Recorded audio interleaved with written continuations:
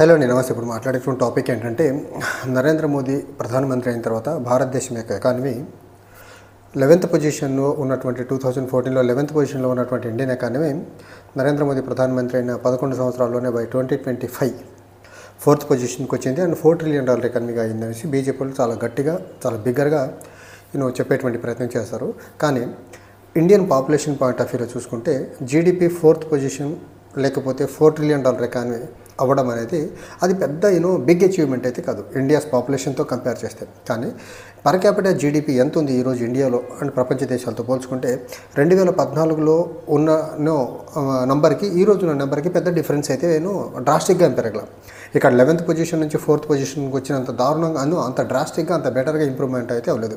Per capital income point of వ్యూలో చూసుకుంటే, per capital GDP point of వ్యూలో చూసుకుంటే ఇండియన్ ర్యాంక్ గ్లోబల్లీ చూసుకుంటే 136th పొజిషన్లో ఉంది. అంటే ఇండియా ఒక పూర్ కంట్రీ కేటగిరీలోనే ఉంది per capital GDP point of వ్యూలో తప్ప బీజేపీ వాళ్ళు చెప్తున్నట్టు $4 ట్రిలియన్ ఎకానమీగా అయింది, లేకపోతే 4th లార్జెస్ట్ ఎకానమీగా అయింది అనేసి ఏదైతే బీజేపీ వాళ్ళు గట్టిగా చెప్పే ప్రయత్నం చేస్తున్నారో అది నరేంద్ర మోదీ వల్ల అయిందని చెప్తున్నారో, per capital GDP point of వ్యూలో మాత్రం ఇండియా స్టిల్ 136th పొజిషన్లో ఉంది గ్లోబల్లీ, స్టిల్ పూర్ కంట్రీ కేటగిరీలోనే ఉంది.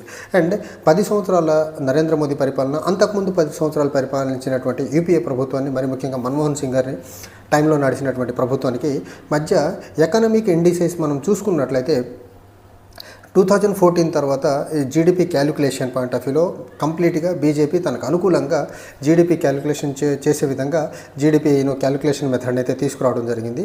బీజేపీకి అనుకూలంగా జీడిపి క్యాలిక్యులేషన్ మెథడ్ తీసుకొచ్చినప్పటికీ GDP growth percentage point of వ్యూలో చూసుకుంటే యూపీఏ టైంలో 2004 నుంచి 2014 మధ్యకాలంలో దగ్గరగా ఇండియన్ జీడిపి గ్రోత్ పర్సంటేజ్ చూసుకుంటే 94% పెరిగింది.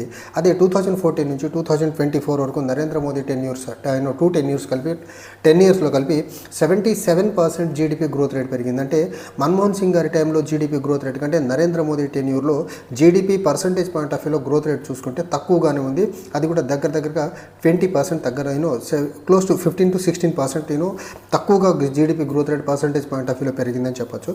And per capital GDP point of వ్యూలో యూపీఏ టైంలో 69% పెరిగింది 10 ఇయర్స్లో.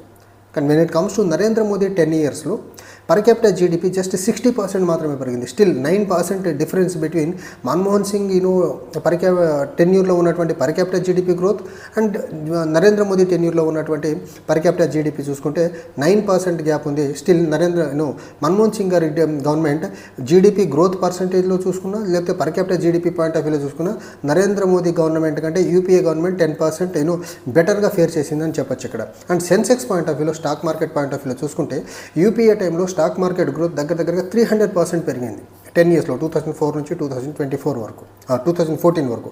2014 నుంచి 2024 వరకు నరేంద్ర మోదీ 10 ఇయర్లో స్టాక్ మార్కెట్ గ్రోత్ చూసుకుంటే 229% పెరిగింది. ఆల్మోస్ట్ 70% డిఫరెన్స్ ఉంది.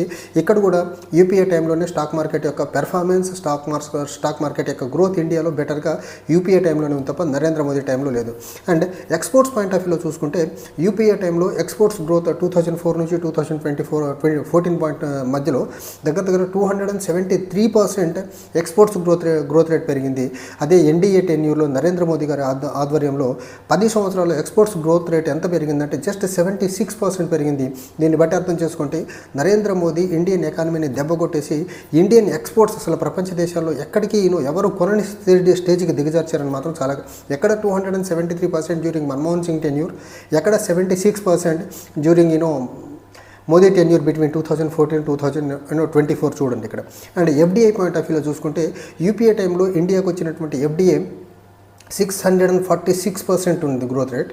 కానీ ఎన్డీఏ టైంలో ఎఫ్డీఏ వచ్చేసరికి just 79% growth rate. 646% FDA growth rate during Manmohan Singh 10 year, just 79% during Narendra Modi 10 year. And ఇక్కడ ఎఫ్డీఐ పాయింట్ ఆఫ్ వ్యూలో మనం చూసుకున్నట్లయితే ఎఫ్డీఐలు ఇన్ రిటర్న్ ఇండియాలోకి వచ్చేది కంటే ఇండియాలో ఉన్నటువంటి ఎఫ్డీఐలు బయటికి వెళ్ళిపోవడం ఎక్కువైంది నరేంద్ర మోదీ 10 ఇయర్లో. బికాస్ నరేంద్ర మోదీ యొక్క గుజరాతీ కార్పొరేట్స్ని ప్రమోట్ చేస్తున్న విధానం వల్ల గ్లోబల్ కార్పొరేట్స్ ఇండియన్ గవర్నమెంట్ మీద కంప్లీట్గా నమ్మకాన్ని కోల్పోయి ఇండియాలో ఉన్నటువంటి వాళ్ళ పెట్టుబడులు గ్రాడ్యువల్గా తీసుకుని వెనక్కి వెళ్ళిపోయిన పరిస్థితి ఇక్కడ చాలా క్లియర్గా కనిపిస్తుంది. అందుకనే యూపీఏ టైంలో ఉన్నటువంటి 646% of FDI growth rate just 79% పడిపోయిందంటే ఎఫ్డిఐని అట్రాక్ట్ చేయడంలో నరేంద్ర మోదీ ప్రభుత్వం చాలా మిజరబుల్గా ఫెయిల్ అయిపోయిందని చాలా క్లియర్గా అర్థమవుతుంది. అండ్ ఇండియాలో మిడిల్ ఇన్కమ్ కోసం బీజేపీ ఏదో గొప్పలు చేసింది, మిడిల్ ఇన్కమ్ కోసం ట్యాక్స్ పరంగా లేకపోతే చాలా లిబరల్ చేసింది, ట్యాక్స్ ఎగ్జంప్షన్ చాలా బలంగా ఇచ్చిందని చెప్పేటువంటి ప్రయత్నం బీజేపీ చేస్తూ ఉంటుంది. కానీ ఇక్కడ మిడిల్ క్లాస్ పీపుల్ చాలా ప్రెస్టీజియస్గా ఉండే తీసుకునేటువంటి one of the vehicles two wheeler. ఆ టూ వీలర్స్ పైన సేల్స్ పరంగా చూసుకుంటే యూపీఏ టైంలో ఇండియాలో టూ వీలర్ సేల్స్ వచ్చేసి 158% ఉండింది. అదే నరేంద్ర మోదీ టెన్యూర్లో 2014 నుంచి 2024 మధ్యకాలంలో జస్ట్ 23% టూ వీలర్ సేల్స్. అంటే ఇండియాలో మ్యానుఫ్యాక్చరింగ్ సెక్టర్ అవనివ్వండి లేకపోతే టూ వీలర్ సేల్స్ అవనివ్వండి ఎంత దారుణంగా పడిపోయిందో అర్థం చేసుకోండి. అండ్ ఈ టూ వీలర్ సేల్స్ జనరల్గా మ్యానుఫ్యాక్చరింగ్ సెక్టర్ ద్వారా వస్తుంది. మ్యానుఫ్యాక్చరింగ్ సెక్టర్ యొక్క కాంట్రిబ్యూషన్ కూడా యూపీఏ టైంలో ఉన్నటువంటి 15+% నుంచి ఈరోజు 12 to 13% మధ్యలో ఉంది. అంటే నరేంద్ర మోదీ యొక్క పాలసీస్ మరి ముఖ్యంగా మ్యానుఫ్యాక్చరింగ్ సెక్టర్ మీద ఎంత దారుణంగా పడింది అనే దానికి జస్ట్ టూ వీలర్ సేల్స్ ఎంత జస్ట్ 23% పెరిగిందంటే మిడిల్ ఇన్కమ్ యొక్క పరిస్థితి ఇండియాలో ఎంత దారుణంగా ఉంది. మిడిల్ ఇన్కమ్ వాళ్ళు ఈరోజు టూ వీలర్ కొనలేని పరిస్థితికి నరేంద్ర మోదీ మిడిల్ ఇన్కమ్ని నెట్టేసాడని మాత్రం చాలా క్లియర్గా అర్థమవుతుంది. అండ్ యూపీఏ టైంలో కార్స్ సేల్స్ వచ్చి ఇండియాలో 145% ఉండింది. ఈరోజు ఇండియాలో కార్ సేల్స్ నరేంద్ర మోదీ టెన్యూర్లో 2014 నుంచి 2010 24 మధ్యకాలంలో జస్ట్ 65% టూ వీలర్ సేల్స్ జరిగింది ఇండియాలో. ఇక్కడ కూడా మ్యానుఫ్యాక్చరింగ్ సెక్టర్ దెబ్బతినేదానికి ఇది కూడా వన్ ఆఫ్ ద రీజన్స్. కార్లు తర్వాత బైకులు సేల్స్ పరంగా చూసుకుంటే నక్కకు నాగలోకానికి ఉన్నంత డిఫరెన్స్ ఉంది యూపీఏ టైంలో. సేమ్ ఎఫ్డిఐలో కూడా అదే పరిస్థితి, ఎక్స్పోర్ట్స్లో అదే పరిస్థితి, సెన్సెక్స్ గ్రోత్ స్టాక్ మార్కెట్ గ్రోత్లో అదే పరిస్థితి, పర్ క్యాపిటల్ జీడిపి లేకపోతే GDP growth rate percentage point of వ్యూలో కూడా అదే పరిస్థితి. అండ్ గవర్నమెంట్ డెట్లో మాత్రం నరేంద్ర మోదీ కొంచెం బెటర్గా పరిపాలించాలని చెప్పండి. ఇక్కడ గవర్నమెంట్ చేసే అప్పులు దారుణంగా పెరిగినప్పటికీ రేషియో పరంగా చూసుకుంటే మాత్రం నరేంద్ర మోదీ ప్రభుత్వంలో గవర్నమెంట్ ఆఫ్ ఇండియా అప్పుల్ని తగ్గించే ప్రయత్నం చేశారు. ఈ యూపీఏ టైంలో 2004 నుంచి 2014 మధ్యకాలంలో ఇండియన్ యొక్క డెట్ 217% పెరిగితే నరేంద్ర మోదీ టెన్యూర్లో 189% పెరిగింది. ఇది ఒక్క ఈ పారామీటర్లో మాత్రమే నరేంద్ర మోదీ ప్రభుత్వం కొంచెం ఎకానమీ పాయింట్ ఆఫ్ వ్యూలో బెటర్గా ఫేర్ చేసిందని చెప్పొచ్చు. అండ్ ఇండియన్ ఆర్మీ గురించి లేకపోతే ఇండియన్ ఆర్మీని చాలా బలంగా స్ట్రెంథెన్ చేసాం. చుట్టుపక్కల ఉన్నటువంటి బోర్డర్ కంట్రీకి ఇండియా అంటే నరేంద్ర మోదీ లీడర్షిప్లో ఉన్నటువంటి ఇండియా అంటే భయం. మరి ముఖ్యంగా ఆపరేషన్ సింధూర్లో అసలు ఉగ్రవాదులకి లేకపోతే ఇండియా బోర్డర్ దేశాలకి ఎలాంటి పాఠాలు చెప్పామో అలాంటి పాఠాలు చెప్పామనేసి బీజేపీ వాళ్ళు చాలా ఊదరగొట్టే ప్రయత్నం చేస్తారు. కానీ యూపీఏ టైంలో భారతదేశంలో చనిపోయిన సోల్జర్స్ నెంబర్ వచ్చేసి 171 10 years టైంలో. సో నరేంద్ర మోదీ గారు మన్మోహన్ సింగ్ గారిని వీక్ ప్రైమ్ మినిస్టర్ మౌనముని అని చెప్పారు. మౌనముని అని పిలువబడినటువంటి మన్మోహన్ సింగ్ గారు ప్రధానిగా ఉన్నప్పుడు 171 మంది సోల్జర్స్ చనిపోయారు.